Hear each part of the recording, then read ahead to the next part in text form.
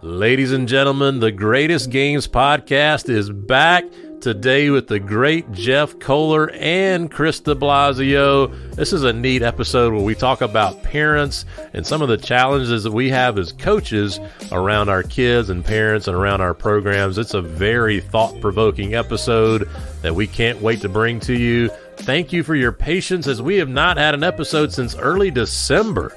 Goodness gracious, what a layoff, but we are back and excited to bring you new content here as we move into the off season and beyond. But before we get to today's episode, you know I'm going to mention it, the Competitive Mindset Podcast with Billy Koehler. He doesn't take any time off. He keeps cranking them out. The great Billy Koehler. Check him out wherever you get your podcast at the Competitive Mindset Podcast and on social media at Competitive Pod. And Steve Collins, he doesn't take time off either. Check him out at teachhoops.com/816basketball for incredible coaching content from, again, Steve Collins at teachhoops.com/816basketball. And let's get to today's episode with the great Jeff Koehler.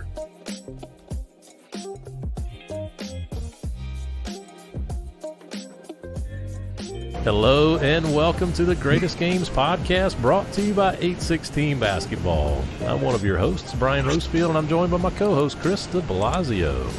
Thank you, Brian. The Greatest Games is a chance for us to catch up with basketball coaches from around the country and have them tell us about their greatest games. As always, it can be their time as a head coach and assistant coach, just some memorable games that they have in their career.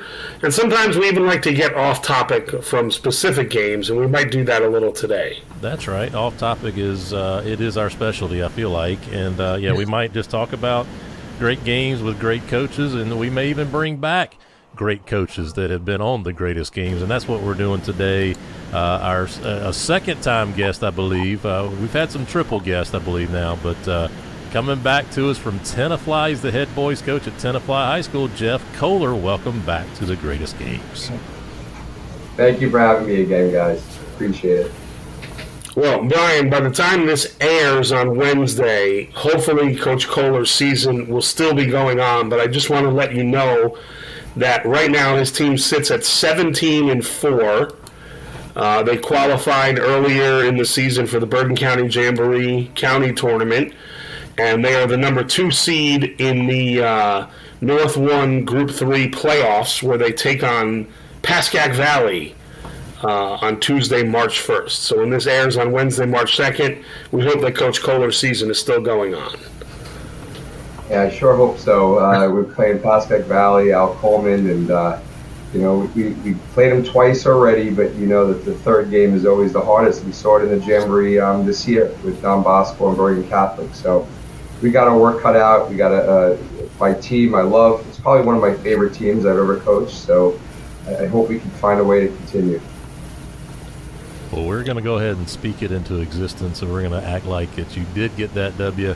And I know that we've talked about it before, Chris DeFazio, but for me as an outsider, you mentioned some numbers. Group 1, tell us, all of our listeners, again, kind of a brief overview of New Jersey basketball and what all of those numbers mean. It felt a little bit like verbal hieroglyphics to me. Okay, so Group 3 is 3A. Okay. Does that make sense? Okay. Group 3 is 3A. Right, so AAA, 4A, so it's 3A. It's the, kind of pretty big high schools, but not super large high schools. Okay. And the state is broken down into 4 regions: North 1, North 2, Central, and South. Okay. And those schools, once they win their region, that's it. They're declared a state champion, right? They don't play each other. So there's multiple state champions in Group 3? They do in all sports except football. They play off to a final champion. Okay, except for football. Okay, all right. Except for football. Well, we'll save that. We can get into a lot of minutia about that. We don't have to. I was going to say we'll save that one for another podcast episode. So, thank you very much for that clarification. So. And honestly, we're rooting for Coach Koehler because Coach Coleman is yet to come on the show. So, the coach of Pascack Valley has not responded to come on the show. Oh, well, we'll go ahead and call him out publicly. We've had Coach Jasper from Pascack Valley. I was going to say, we've had the legendary Jeff Jasper. on the podcast. But all right, we're calling him out publicly. All right, well, that sounds good. Sounds good. All right, so we have got a special topic here tonight. Chris, I'm going to go ahead and let you tee it up here a little bit. We've got some differing roles here. Me as an athletic director, you guys as coaches, and tell us a little bit of what we are talking about, Chris DeFazio. I wanted to talk a little bit about the role of parents and the student athletes and coaches and athletic directors and how that all meshes together. This season turned out for me not to be a positive experience in that way, which actually led to me resigning with a week to go in the season at Saddlebrook High School due to some interactions with parents, where I had one parent grab me after a game and another run up to me and verbally assault me during the handshake line, which is something I had never seen until it happened to me in the actual, like I'm like slapping five with the players of the other team, and this father's calling me a terrible effing coach. But he didn't say effing. He used the word. So for me, it started early in the season where two parents requested meetings to discuss playing time. And my athletic director suggested that I have those meetings. We did them over Zoom. It was still in December. People weren't comfortable meeting in person, and I had my assistant coach there, and we listened to the parents' concerns and discussed it with them. Both meetings lasted about a half an hour. So my first question would be to both of you: if a student athlete, if a parent reaches out to you and says, I want to have a meeting discussing playing time, what's your opinion on it? How has that gone for you, if it's happened? Just kind of open discussion about that. Jeff, I want to hear your thoughts as a coach, please. You want me to go? Yeah, I'm pretty much very open in situations like that. I like to kind of nip it in the bud, and if there is a situation, I understand. I feel for the kids. I'm really lucky in my lifetime at Tenafly. I've had a handful of issues, but you always have issues. But I'll sit down with the parent. I'll talk to them on the phone. I'll give you a great example. Like this year, I have probably one of my favorite teams I've ever had in this boys basketball. I have 9 seniors, 4 start. They're really good. They're really a very good team. And my bench players, my 6, 7, 8, 9, 10, 11, 12, 13 players is pretty good. So if I'm a parent, I can see why aren't they getting some minutes? Now that's the big thing that I think parents sometimes don't understand. You can't just throw a kid in for 2-3 minutes. 2-3 minutes is a long time in a basketball game. And I try to explain that to the players. I mean, 3 minutes, you get in there for 50 seconds, it's a lot of time you could do something. And I remember when I was in high school, that's how I got my break. It was the so-called garbage time. And I remember playing for 50 seconds. I made a steal. The next game I played a little more. But I always try to reach out to the parent. I try to really, my whole thing with coaches and with athletic directors is that I have a lot of friends that are athletic directors. And my cousin was an athletic director. And anything that doesn't have to cost their desk, because they have to worry about all the sports. That's what I try to do. And of course, if I can't handle it, then I'll go to my athletic director. And I said this last time. I mean, at Tenafly, we have had great athletic directors: Ed Cromer, Bill Jager, Dan Kildane, the guy now, Joe Corello. I think it really starts with them. And if they give you the opportunity to say, hey, look, playing time is all up to you. As long as you're not physically, mentally abusing the kid, that's a different story. But there always been, in my lifetime as a coach at Tenafly, that playing time is always my decision or my coaching staff's decision. And we have like 4 or 5 coaches. I've always tried to get their input. So I really try to reach out to the parent if there's an issue, if they want to talk to me. I try to communicate with the kids. That's a big thing. I think you got to let them know. You got to give them love. You got to show them. And the situations that coaches might have is maybe the parent is going over their head or going to the athletic director, going to the principal. That could be an issue. So that's interesting to hear you say that, Jeff. I do remember you talking about those athletic directors that have been there that have been great to work with. Yeah, for me as an athletic director, it's great to have coaches that keep things from my desk, that's for sure. And it's one of those things that when I signed the papers to be an athletic director, I signed up to have things come to my desk. And so, but I also, like I said, do appreciate the coaches that are able to do that. I will say when parents reach out to me about playing time, 99 times out of 100, I'm asking them, hey, have you talked to the coach? And usually 98 out of those 99 times, they haven't. And I just politely say, hey, I just need you to talk to the coach. And unless, like you mentioned, Jeff, unless there's something nefarious going on or they're making an accusation against the coach about their kid, I'm not going to get involved in that. But I do politely also tell them if they go this route, hey, this is high school sports. This is not rec ball. Everybody is not guaranteed to get in. And so, but again, there have been times where I've had parents that make accusations against coaches that I do need to investigate, which also gets tricky too, because parents have this, not all parents, but a lot of them have this belief that if they reach out to the coach, now the coach is going to retaliate against their kid because they've reached out to the coach.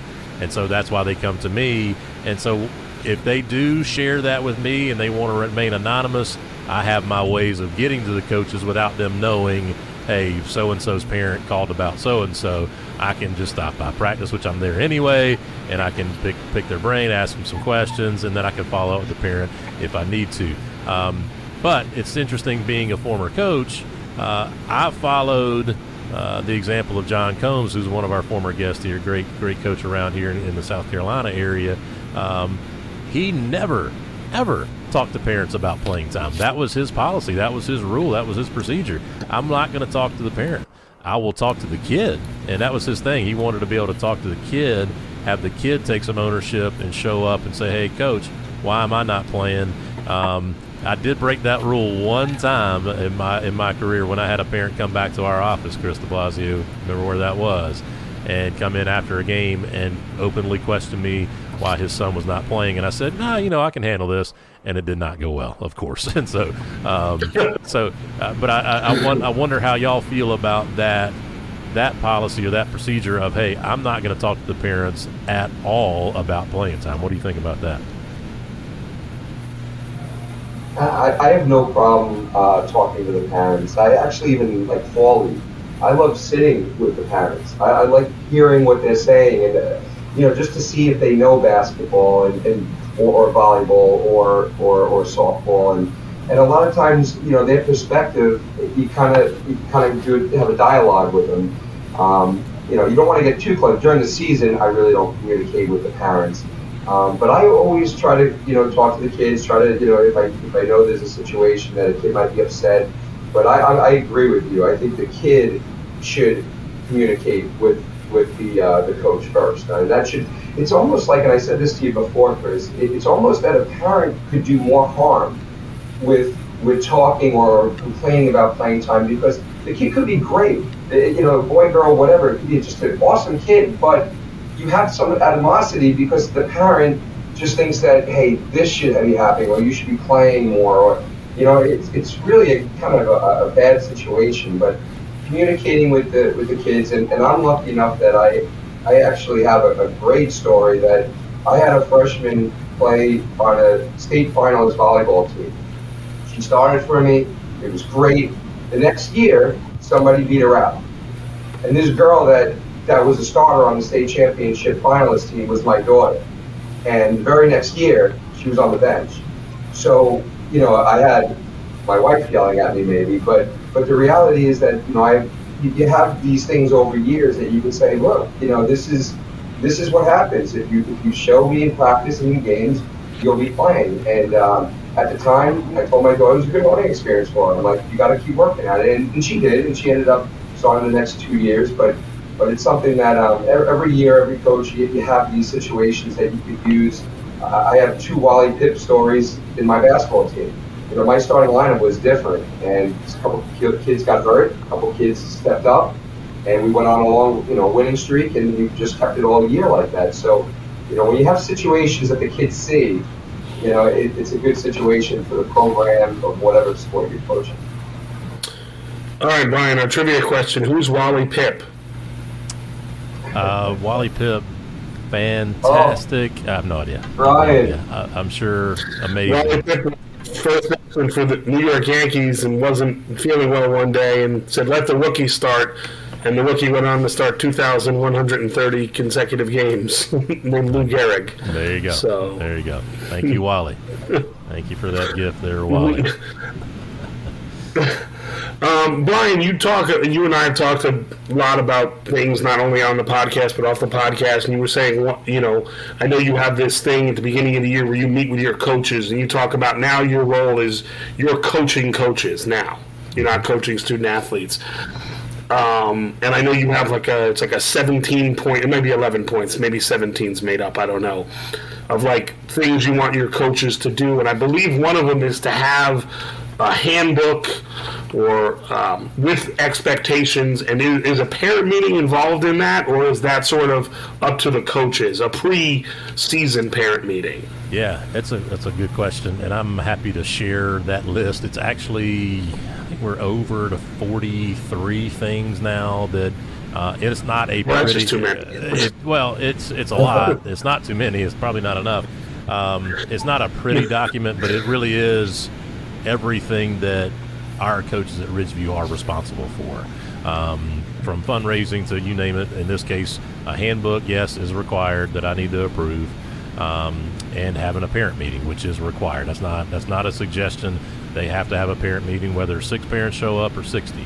And it's my belief now that actually after really even listening to JP Nurbin was episode number 132 of our podcast here from the Thrive On Challenge or TOC Consulting now, that parent meeting is not just here's what we do, here's how we do it, this is what I'm expecting of you, get out of here. It is now an exchange of, hey, here's who I am. I want to get to know you guys. I want you to get to know me.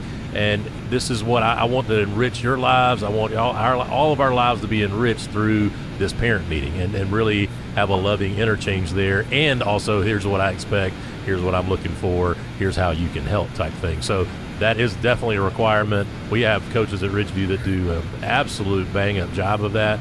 I've walked into parent meetings, and I leave there really jazzed up about the season, but really trying to flip that and look at it as a positive experience for those parents, I think is great. Did I answer your question, Chris DeFazio? I feel like you asked the question. I did. No, I was going to say, Jeff, do you have a parent meeting in any of your sports, or have you in the past? I do. When I took over the basketball program, I did the first couple of years, and then you get kind of a relationship with the parents, and the dialogue.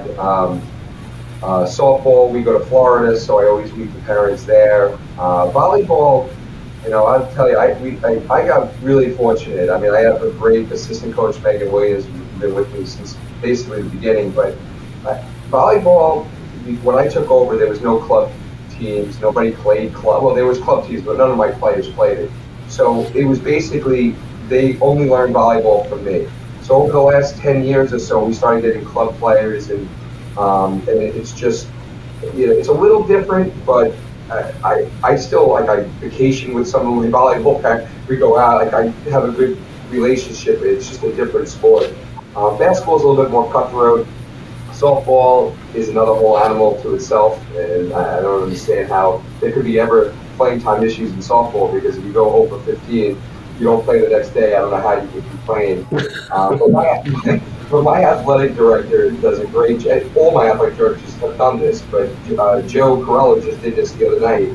He has a freshman orientation, and he does a little segment about this is not middle school sports. This is high school. This is every freshman, JV. Yeah, we're trying to get everybody, as many people as possible. But when you get to that varsity level, it's survival of the fittest kind. It's the third highest level possible you can get to, and obviously it's not all about wins, but playing time is not a discussion.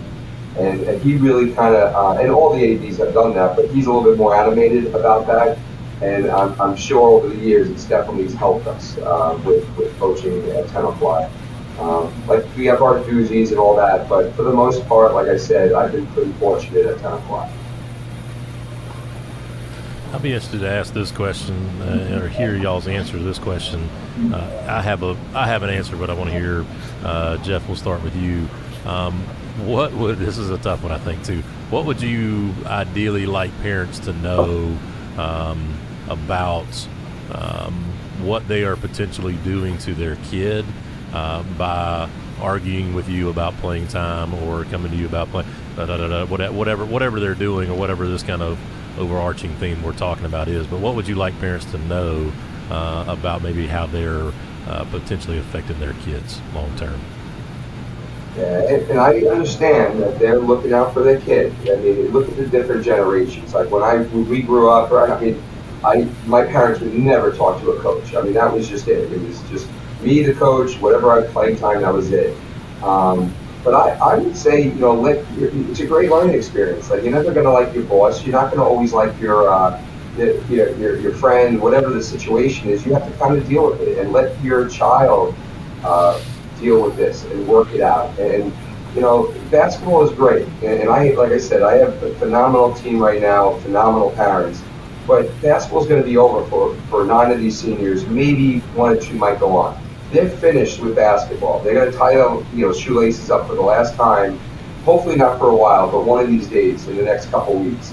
And what they learn for teamwork and sacrificing somewhat. I don't like to use the word sacrifice, but understand that they're working for a common goal, just like later in life. And hopefully you learn all those teamworks and stuff that you learn being on a team. That it's not always about you; it's about the collective team. And that's what I would try to tell them. Just let your child speak for themselves. Because next year they're open college, and there's nobody going to be protecting them. They have to speak up for themselves. Me now, Brian? You want me to answer Chris, that? you are up. Just like Wally Pipp said, give the kid a shot. You were up, Lou here. Go for it, man. Obviously, the last this happened about a little over a week ago. I've talked to a lot of people. I've thought a lot. I wanted to have this podcast because I think it helps me grow as a coach, learning from these experiences. And one of the things I've talked with people about is how the parents are affecting the child. And it's sort of, I'm speaking out of both sides of my mouth here. Like Jeff said, the AD lets the kids know this is varsity sports. We're trying to win. Playing time is at the discretion of the coach. But then on the other hand, I want the parents to know this is just high school sports. Your kid's going to be okay if he doesn't play a lot. Like this kid, this senior that I had this issue with. Like 10 years from now, he's not going to be living in a ditch because he didn't play a lot of minutes his senior year in high school basketball. Does that make sense? Are you worried that kid or whoever it is, that it could be any team, he's going to grow up and he's going to have children, and will he do the same or worse for his kids? Like, what is that cycle? That's good. But I'm just saying, just in general, in his life's not going to be unsuccessful or unproductive because I didn't play him in the Woodridge game on February 18th, 2022. Like, so I think there's like both sides to it, if that makes sense, Brian. Yeah, I think, and that's what I'm getting at, guys. Is like, but my answer is that yes, I'm melding some of y'all's thoughts together. Like, yeah, it is just high school sports, and hey, it is a big deal to these kids and to these parents right now. And 30 years from now, when they're married and having kids, or their kids are having kids, like the amount of playing time that they got at Saddlebrook High School as a senior or whatever year they are, is really not going to matter. But it's more about what I'm driving at is the responsibility. What are they learning about responsibility? What are they learning about ownership? What are they, like Jeff, you talking about, what are they learning about fairness or getting along with people that they don't really want to get along with?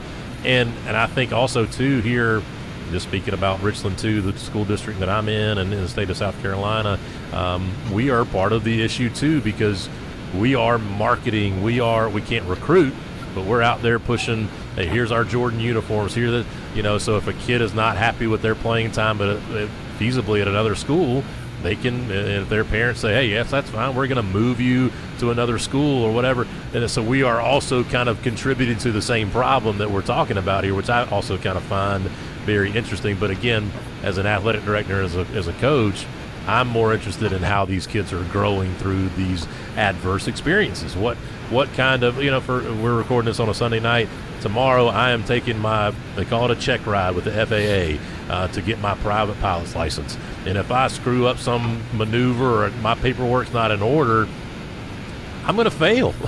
And my instructor, he can't call up the examiner and say, oh, no, he's really a great guy. He's really been working hard. Okay, sounds great. He's going to have to take the test again. And that's a great lesson for me. And I learned the lesson, the story I probably told on the podcast, is I think it was a sophomore in college, and I was taking an econ class, and I made a 69 in the class. And I needed a 70 to get credit towards graduation. I went back to the professor, and I said, is there anything I can do? Is there any extra credit? And he pulled up the list of assignments. He said, well, Brian, I see here that you didn't do your extra credit from 2 weeks ago. And I'm sitting there thinking like, oh, this is great. He's going to give me a chance to do this extra credit. And he said, well, if you'd have done that, you would have passed. And I'm like, okay. And he said, well, good luck. Yeah.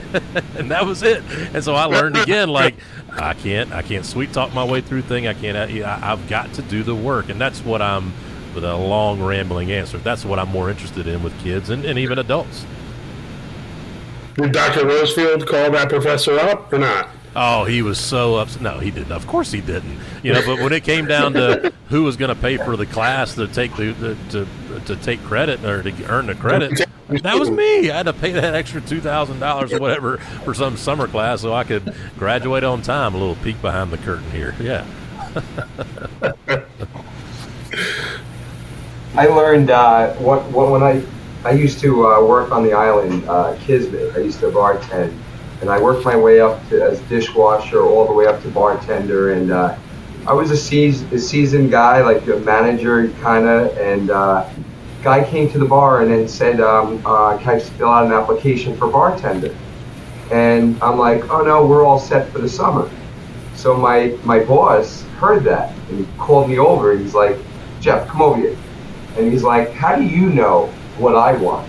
He said to me point blank, he's like, "You leave tomorrow, I got 50 guys at the door, all women, that could be better than you." And you learn, and I learned, I was probably around 22, 23 years old, and I learned right there that, no matter how good you might think you are, there's always somebody better or somebody who's going to take your spot. And that was, a great lesson that I learned. And, it's something that, same thing with kids, and something with exactly what you just learned, Brian, from the 79 or 69. Was it 69? 69. Econ. I didn't take. That's why I didn't take an econ class in college, because I would have gotten a 9. Yeah, it's. Brian, so just a question for you. Again, just looking back at my situation this year, if you had a parent physically grab a coach, what would be your response to that? So, and that's a great question, and I don't know what Chris is your AD up there, right? Is that right? Yes. Yeah. I don't know what he did, so I'm certainly not inserting myself, telling him what to do or what not to do. All I know is that, just like I tell my coaches that the safety of our kids is job number one, for me, the safety of my coaches is job number one. And so if I have a parent that physically, any kind of physical boundary that is unwarranted and is not asked for, then I'm going to address that either way. And this is something we've had to do over the years, is actually put them on a trespass notice where they can't come on campus at all. That's the nuclear option, but we do like to, just like we do with kids, we do like to try to work with people and say, hey, if you just did this, here's your consequence. Now, if you do it again, here's what's going to happen. If you do it again, this is what's going to happen. Whatever. But that is a certain that's a no-no. And like I said, I'm going to stand up for my coaches and make sure that they're taken care of, that they feel supported, that they know I have their back. And yeah, that's something that just simply simply cannot happen physically, but also verbally too. And those are things that we've had to address as well, in an ongoing manner with a lot of them. And just trying to, because what ends up happening, this is a 30,000 foot view here now. What I believe is that what ends up happening, that these coaches have a belief about, these parents have a belief about our coaches, that they're out to get their kid, they don't do a good job or whatever it is. And I try to go to work on that misbelief that the parent has about this coach, and also sometimes that the coach has about that parent, and say, hey, listen, we're in this together. And that's where that parent meeting, I think, is a real key at the beginning of the year. But we're in this together, and let's work through this. I don't know if that makes any sense. Jeff, am I making any sense? I'm all flustered. No, totally. I mean, Chris, I guess this parent didn't do a 24-hour rule. I mean, isn't that what you're kind of supposed to do? Like, wait 24 hours, cool down, and you're so emotional after a game, win or lose. You just, especially if you lose, then you're really upset. And as a coach, I mean, I always feel it's my fault. So now I'm upset with myself, and now I have a parent screaming at me, and yeah, like, would you do something different when you lose? Of course, because you lost. You do anything different. But yeah, you're right. I mean, it's a tough situation. Do you have police officers at your in your gym for security at all? Or? We do not. This was at Woodridge where it happened. And there were police officers there at Woodridge because they were down by our bench. Then after the game, they went out to our bus. They usually just kind of go stand by our bus. And they went out the doors immediately. And the Woodridge athletic director was sort of escorting me, just kind of making sure, but he was ahead of me. And this father came from behind me. And the athletic director saw it just as it was happening, and I just pulled away. I didn't say anything. I just pulled away from the father as he was yelling at me and just kept walking. And then out by the bus, the Woodridge athletic director was very apologetic to me. He's like, I'm sorry, I was trying to walk you out. I didn't see him coming. If I had, I would have stopped it. That's why I was there. And I said, no, it wasn't, you didn't do anything wrong.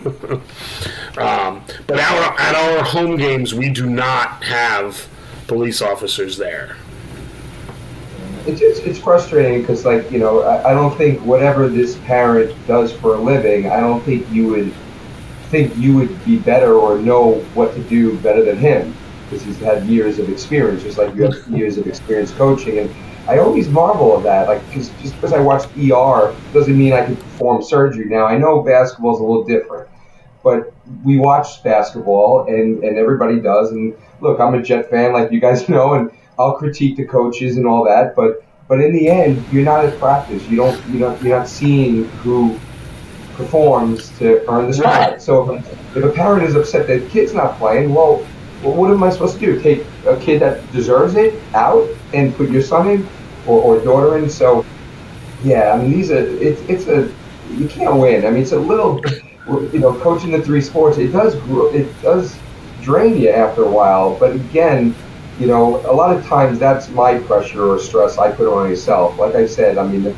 the last couple of years, actually, for a while, I've been lucky. I mean, you've had some situations, but in the end, you try to work it out and you try to figure it out. But to have somebody assault you or come after you, that's way over the line. I mean, that's just, there's no reason for that. Yeah. I had a veteran coach who was around the county and stuff that I work with, and he said in the past when he had parent meetings, I like the way he put this, he said, the first thing I ask the parent in the meeting, if it's a playing time issue, he said, I asked the parent, do you think that I dislike your son personally? And 99 times out of 100, the parent's going to say, no. You'll get that odd parent that thinks you actually dislike a 15-year-old. But he said 99 times out of 100, the parent will say, no, I don't think you dislike my child. Okay, so then why don't you think I'm playing your child? If you don't think it's a personal thing, then the answer is obvious. Yep. Yeah. One of the things we'll do in the beginning of the year is, and I'll do this throughout the year with all my teams. I just did it with my softball players. I do it with my basketball players. I'm like, I'll ask basically almost everybody on the team, who do you think are the 5 starters next year? And the kids know. The kids know who the best players are, and that's like the real thing about this whole. They all know who the best players, and I don't know what happened about 20 years ago or so. Parents got together and they're like, "Hey, got a great thing to tell a coach. Ask your coach what you need to do to get in." And that's a great thing from a parent 20 years ago, and they still use it now.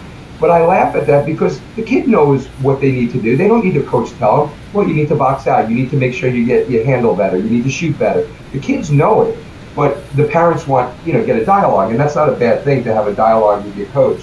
But I'll go throughout the beginning of the year. We'll have we're watching film. I'll say, one of my kids, Johnny, who do you think should be starting? Who if you were the head coach, who are the 2 players that you need in the game the whole time? And they know. It's almost embarrassing sometimes. It's like, you have your girlfriend up in the stands or a boyfriend, and then you have your parents, and then you accept it, and then you go home, and then you hear from your friends, Koehler doesn't like you. Why isn't he playing you? And all of a sudden you hear that enough from your parents, from your friends, from your girlfriend, and all of a sudden you start believing it. And then, like you just said, like, do you not like me? Of course we like you. I have nothing against you. I just kind of want to try to win. You try to play the best players. But that's what I kind of try to do with all my sports. And 9 out of 10 times, I totally agree with what they're saying. So I've sometimes had kids this season with a couple of kids, not necessarily the ones that were involved in these incidents, but say, what am I doing wrong? They ask that question. I say, it's not that you're doing anything wrong. It's that this person's doing something, or what can I do better? This person's just doing it a little better. That's all. You're not doing anything wrong. I know you're trying your best. This person's best just happens to be a little better. That's the way life goes. And that's the tough part, and you're the guy that determines playing time and who's playing, and that's the hard part that I think they understand. I can't imagine kids and parents don't understand that, you have a difficult situation, and especially if the kids are close. The kids are close, I kind of tend to go with the senior or the upperclassman, especially senior, maybe not even a junior, sophomore. The sophomore's better if I'll play the sophomore, but if they're about even, I'll go with the senior, because sometimes it's a little different. It's their last year, or, there's no more tomorrows for them. But yeah, it's interesting. I mean, there's so many different ways, and you talk to coaches, you steal plays, you steal ideas. This is a good conversation to have, in the fact that what other coaches are doing. I can't imagine what Billy Armstrong and Kevin doing, and Don Bosco and Bergen Catholic when you have the 15th guy just as good as the 6th guy, maybe. That must be a situation that must be pretty tough. Like, obviously, they have great teams, great players, but sometimes when you're great, that's even an issue. It could be more of an issue. Yeah. I think it's interesting too that it was a college football team a couple years ago. I can't remember, when a highly rated quarterback did a grad transfer or something and came into this school, whatever, it was transferred into school A. I can't remember, it doesn't matter. And the quarterback that was there had started 2 or 3 years, and he tweeted out, "Can't wait to compete with so-and-so that just competed and it's transferred in here for this job." And I looked at that and I was like, wow, that now to me is the exception. Instead, most of the time if that happens, kid transferred in a school, well, that quarterback's like, all right, well, I see the writing on the wall, I'm leaving. And instead, but I was talking about this with a good buddy of mine the other day, this idea of competing with instead of competing against. And what we're all talking about now, not all, it's a lot of what I'm hearing is that kids competing against the kids on your team. Like, I gotta steal their playing time. Why? Like, what are you trying to you're just trying to take their playing time, or are you trying to compete with to see, hey, who's the best player, who's gonna, or not even necessarily the best player. As a coach, I'm gonna trust my coach that they're gonna put those 5 kids in that they believe are gonna help us win a ball game, but I'm just trying to get better in hopes that I can make you better. I make you better, make our team better.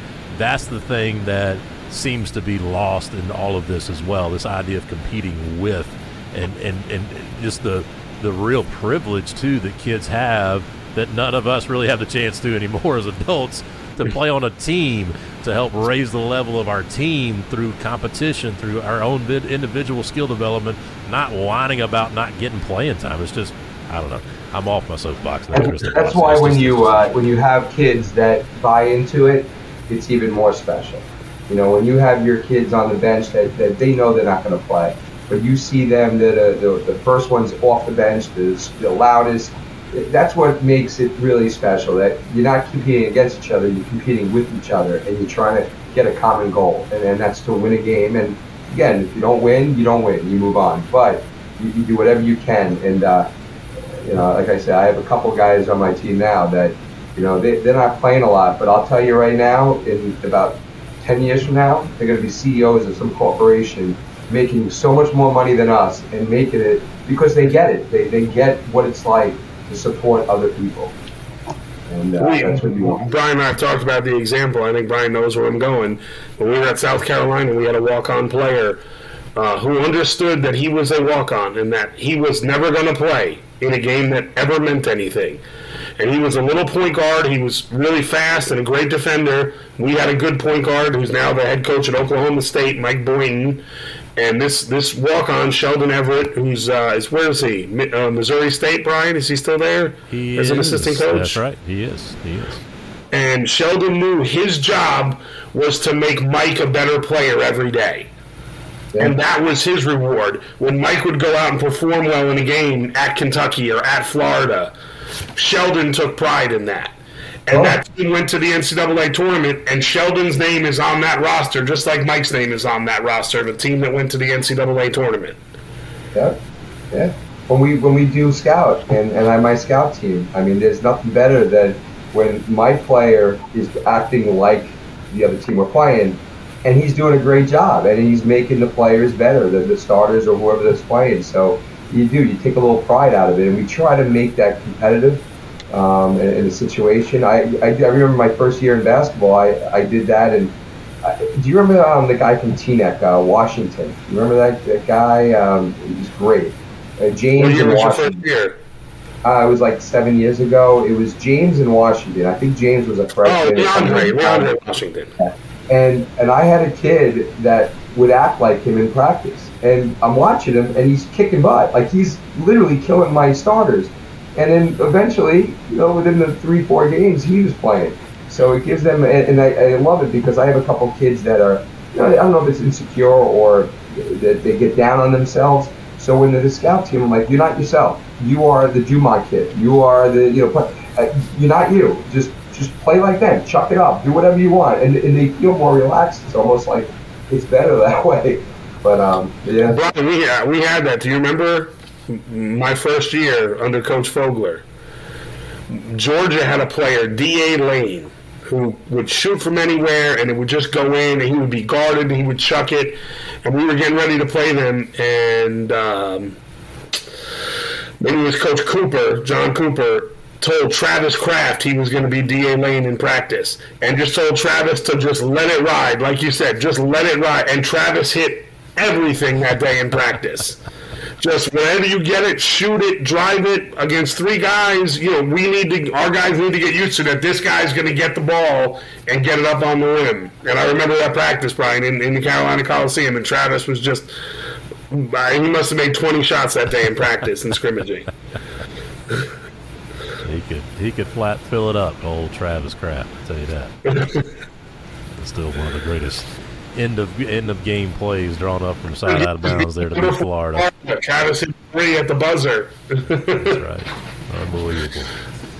Well, guys, this has been an enriching conversation for me. Is there anything that we have not discussed that needs to be talked about for the good of the group?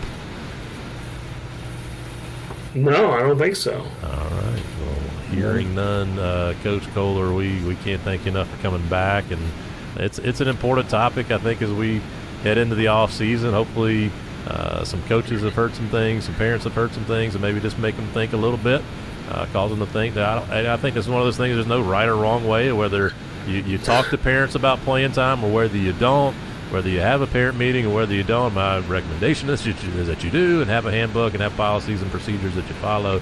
But knowing that we're all human and emotions are going to get involved, and that's why I go back to that ownership and responsibility piece. Like, hey, if I screw something up, hopefully I'm healthy enough that I can say, hey, man, I screwed that up. I'm really sorry about that. Let's move on and pick it up. But all good things to talk about. But we'll go ahead and wrap this one up. Excuse me. I keep forgetting to say that, Matt Park. I apologize. We'll put a button on this one. For my co-host, Chris DeFazio, I am Brian Rosefield. Thank you for listening to this episode of The Greatest Games.